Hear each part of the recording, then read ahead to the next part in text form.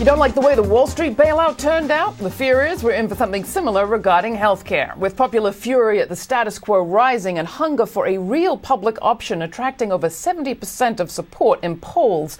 The White House is urging public option advocates to hush. According to the Washington Post, in a pre-holiday call with a half a dozen top House and Senate Democrats, Barack Obama asked healthcare advocates to ratchet back their pressure for a public option.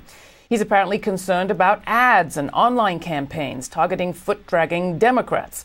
We've been here before. Back in the fall and spring, when popular fury at private bankers was soaring, Washington urged liberal lobbying groups to focus more on backing the White House plan and less on attacking the banks.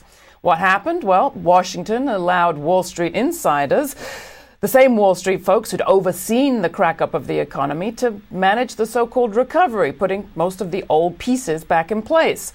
The redistribution of wealth to the top of the pyramid continued while regular Americans saw unemployment and living expenses go through the roof. As Barney Frank told bankers back in February, people really hate you and they're starting to hate us because we're hanging out with you. The healthcare debate is beginning to suffer from some of the same dynamic. Specifically, July 4th, Obama said he's hoping left-leaning organizations will rally support for advancing legislation, quote-unquote, legislation that fulfills his goal of expanding coverage, but he left the words public option out.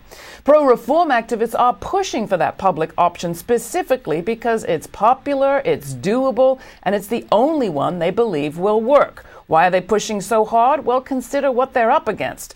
The Washington Post reports healthcare companies and their representatives, the private insurers that is, spent more than $126 million on lobbying in the first quarter of this year. That's over $1.4 million a day. And they've hired more than 350 former government staff members and retired members of Congress to do the work. When Max Baucus, chairman of the Senate Finance Committee, sat down with healthcare lobbyists June 10th, for example, 2 in the room were former Baucus chiefs of staff. Their aim? To minimize the damage to insurers, hospitals, and other profit makers from any change from government. Specifically, they oppose the public insurance public option, which is now up for debate. Want to hush the activists? The real scandal, it seems to me, shouldn't be the thousands being spent online on advertising. The real scandal should be the millions Big Pharma is spending on infiltrating the government.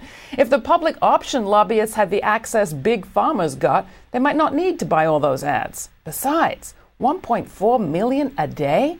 Imagine what a real-life nurse could do with that.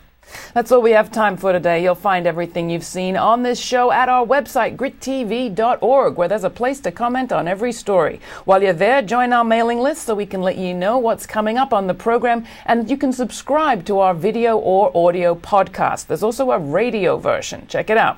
We have a Twitter feed, of course. Just follow GRITtv or me on Twitter. And please become a supporter. We're broadcasting commercial-free across the United States on Free Speech TV, Dish Network Channel 9415, and I want to particularly thank everybody who contributed to our July 4th fundraising campaign.